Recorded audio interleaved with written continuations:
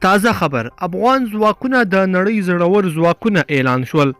د چې د افغان ځواکونو په اړه امریکایي جنرال تازه څه ویلي دي امریکا څنګه د افغان ځواکونو څخه ملاتړ اعلان کړ په دې ویډیو کې وګورئ او چینل سبسکرایب کړئ السلام علیکم لیدونکو ستړي مشئ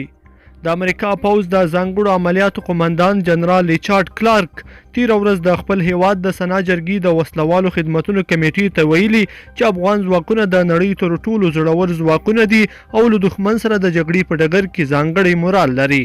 کلارک افغانستان ته په خپل وروستي سفر کې د افغان کمانډو ځواکونو له مرکز څخه لیدنه کړې دا ویلي دي چې له طالبانو داعش او نورو باغي ډلو سره د افغان ځواکونو جنگ د دوی په میړانه دلالت کوي او د ترهګرو ډلو پر وړاندې د افغان ځواکونو توند جګړه ښیي چې دوی په نړۍ کې ساری نه لري او همدا شان د خپل وطني احساس له مخې نه پرېږدي چې افغانستان یو ځل بیا د ترهګرو په ځاله بدل شي